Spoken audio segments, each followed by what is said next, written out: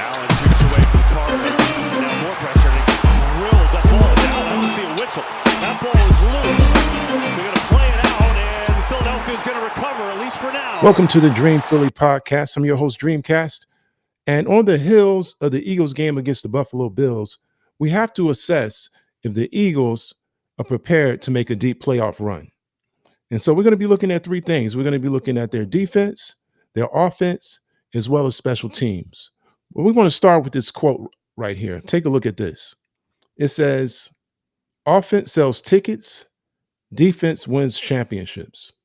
And that's by the late, great Paul Bear Bryant, legendary coach. Philadelphia defense was lights out. Everybody was contributing from those guys, the front four. Secondary played great, had precise tackling. And overall, the defense is the primary reason that the Eagles were successful. And last week, as I stated, that there were several things we would have to do to be successful in this game against the Buffalo Bills. That was to stop the run, as well as pressure Josh Allen. And we did both. But let's take a look at what our defense did as a collective unit. Our defense sacked Bills quarterback Josh Allen a total of 5 times. He was under constant pressure. Jalix Hunt, Jalen Phillips, Moro Jomo, Jalen Carter, all disrupting the Bills' offense and holding them scoreless through 3 quarters. So the defense did their job. They're gelling at the right time. I only see them getting stronger as we roll into the playoffs and them taking it up another notch. I think our defense is clicking all cylinders. And if we're going to make a deep playoff run, it's going to be on the backs of our defense. Outside of the game against the Buffalo Bills, just all season, the Eagles' defense has been consistent. And if we pull up these stats on just the number of sacks we've had, the players that have had sacks, nobody has had like a tremendous amount of sacks individually, but collectively as a unit, let's take a look at this. Jalix Hunt had 6.5 sacks on the season. Moro Jomo had 6 sacks on the season. Jordan Davis with 4.5 sacks. Nakobe Dean with 4 sacks. Zach Bond with 3.5 sacks on the season. Brandon Graham, 3 sacks. Jalen Carter, 3 sacks. Nolan Smith Jr. with 3 sacks. Byron Young with 2.5 sacks. Jalen Phillips with 2 sacks. So these numbers just don't jump out at you. As far as the number of sacks, nobody has over 10 sacks on the season. But when you watch how the Eagles play as a unit collectively, I mean, they play great together. They're all over the field, making great tackles. And we have to remember that Brandon Graham wasn't here from the beginning of the season. We also have to remember that Jalen Phillips wasn't here from the beginning of the season.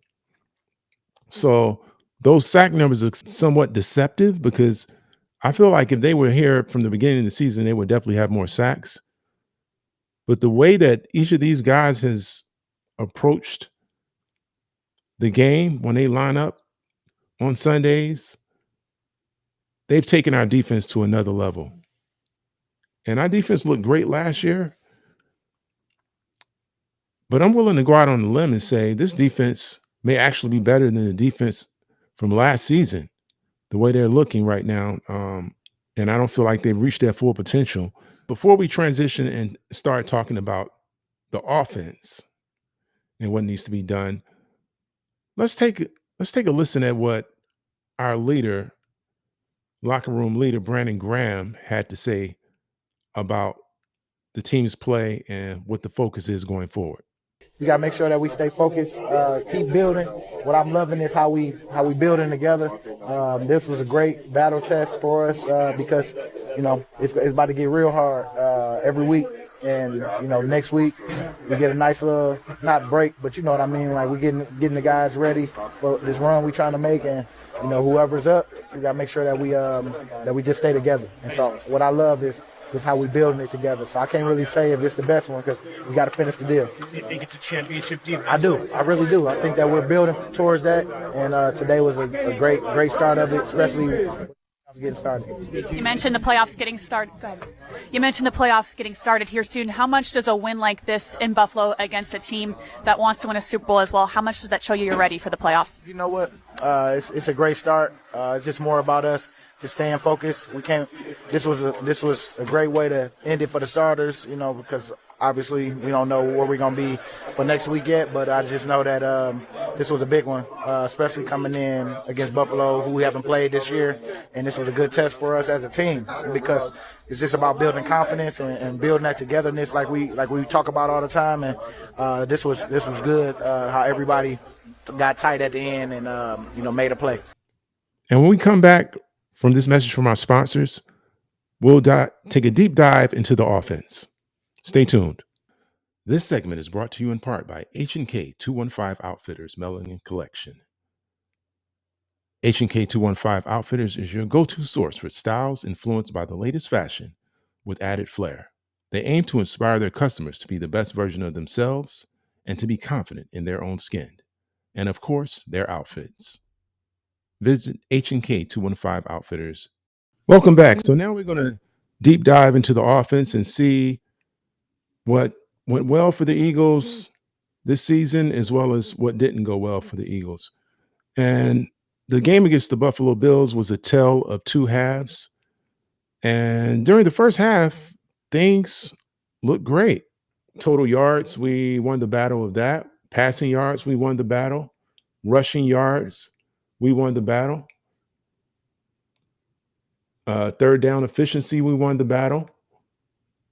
And so it's also time of possession. So we got off to a really great start in this game against the Buffalo Bills, marched into their stadium and took control of this game offensively as well as defensively.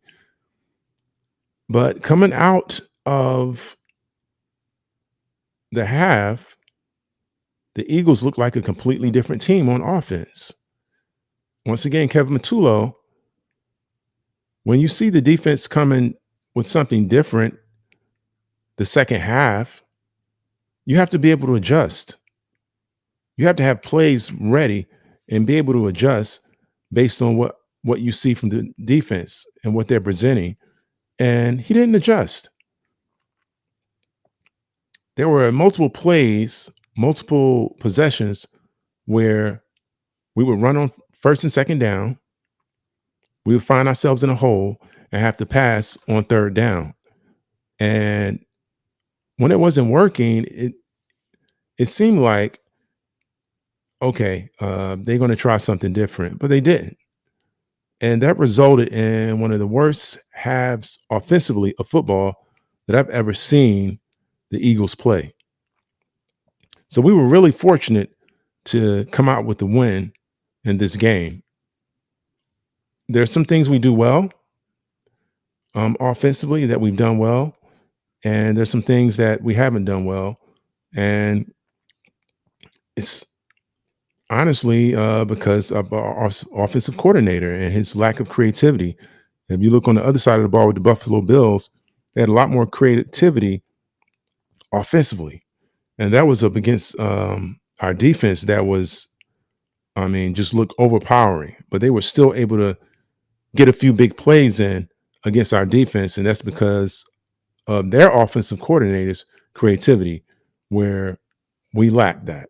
So there's some things that Eagles are going to have to figure out going into the postseason, some things they got to get right.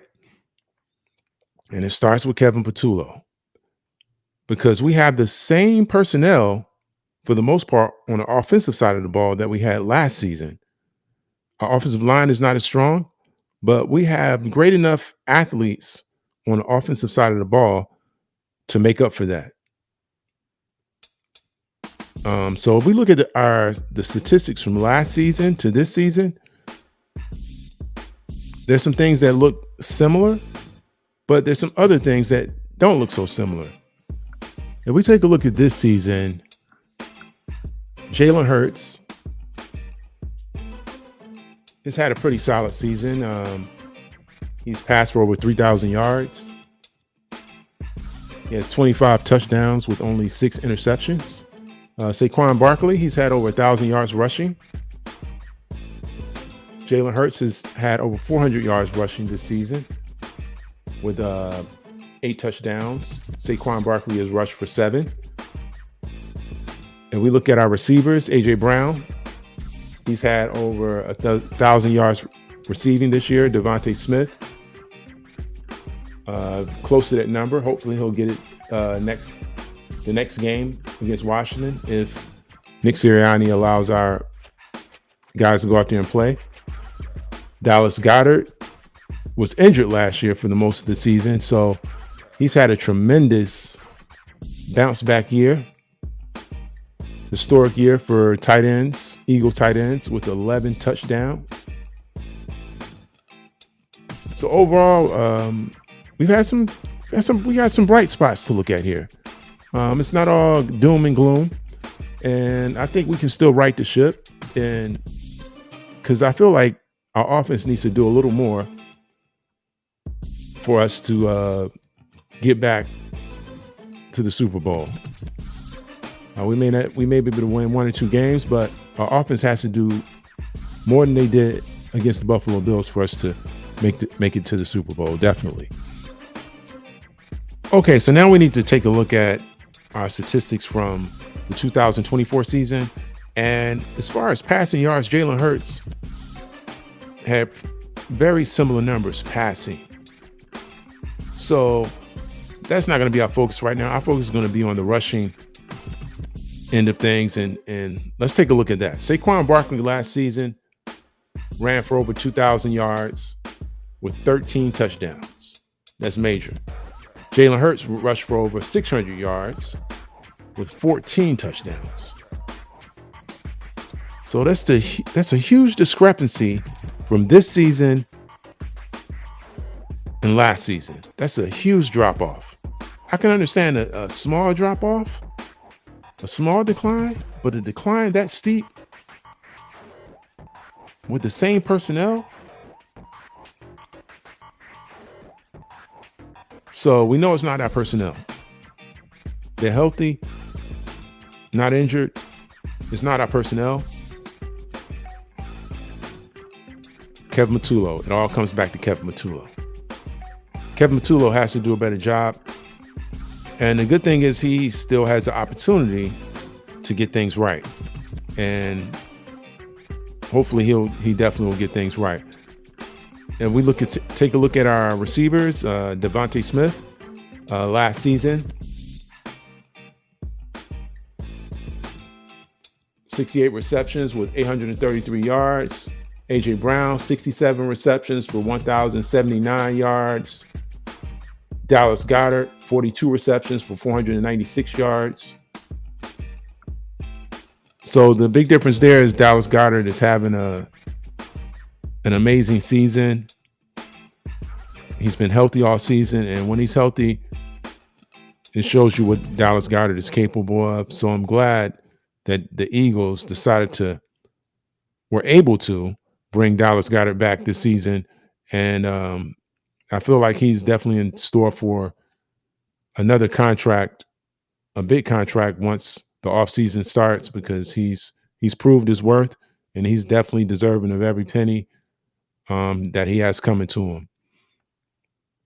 So we got to fix the run game. We have to have a run game. That's going to open up everything else. Jalen Hurts is going to have to run the ball.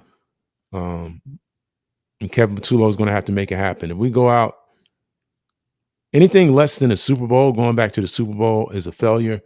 And for that, Kevin Matullo, I feel like he should be dismissed. Is there anybody in the chat that feels anything different? Please post it below. If you can tell me why you feel like Kevin Matullo should be given another chance. I'll wait.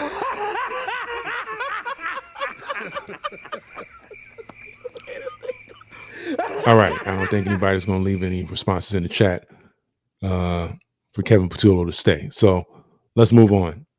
All right. So we know what we can do, we're capable of once the playoffs start. Our Eagles offense went from great to phenomenal once the playoffs started last season. Let's take a look at our numbers from the playoffs last season.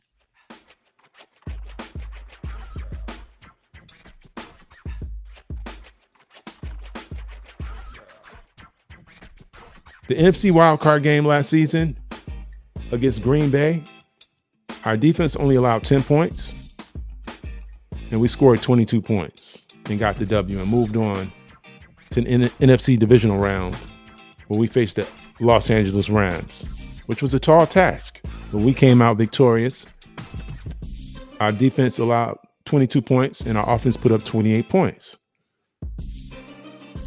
Then we moved on that next week to the NFC Championship and faced the Washington Commanders. And what do we do against the Washington Commanders? We scored 8 touchdowns, accumulated 55 points. We put the beat down on the Washington Commanders. And so for offense that's able to score 55 points, that's a prolific offense. And from one season to the next, there's having the same personnel, they're not going to fall off a cliff like that. So Kevin Matullo has some work to do. He doesn't need to be sleeping very much. He needs to be up planning. Nick Sirianni needs to be assisting him. He said he was going to be getting more involved with the offense. So here's your chance, Nick. We need you, Nick, because Kevin Matullo is not going to, I don't have faith that Kevin Matullo is going to be able to get the job done alone. He needs all the assistance he can muster. I feel like he should definitely be in the boardroom now planning and scheming on how to get our offense back on track. Eagles legend Seth Joyner had quite a bit to say about the Eagles' performance against the Buffalo Bills. Let's take a look at this quote. Seth said, and this was in response to a question, by the way, that was asked if the Eagles should rest their starters or not.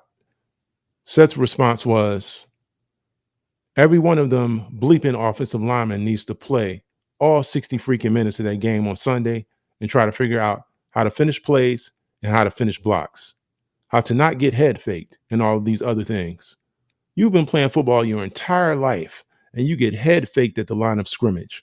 I'm just sick and tired of seeing it because every single play, there's a guy in the backfield. And those were very strong words from Seth Joyner. But I understand he's passionate, as all Eagles fans are, and we expect more from a team who marched through the playoffs and hoisted the Vince Lombardi Trophy last season. And so we're expecting similar, with the same personnel, we should have a similar outcome that we had last season. All right. So, but now we're going to focus our attention on special teams. As I spoke about earlier, that we were going to talk about special teams. Prior to this Buffalo Bills game, there was a lot of questions that were being raised by our special teams. They didn't look very good. However, I feel like our special teams have quieted any doubters or skepticism that some of us may have had prior to this game. Had Jalen Carter coming back off of a injured shoulder, had been missing a few games, and just got to give the big man a round of applause because he came back and he put in work. And without the play of Jalen Carter, the Eagles don't walk off that field victorious.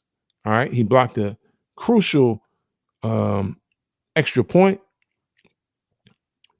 And I feel like the final drive of the game when Buffalo Bills scored and decided to go for 2 instead of the extra point, I feel like that was because of the play of Jalen Carter and him blocking the extra point earlier in the game. So shout out to him. Also, Jake Elliott, he got back on track. He made both of his extra points. He kicked a 47-yarder as well as a 28-yard extra point and was successful at that.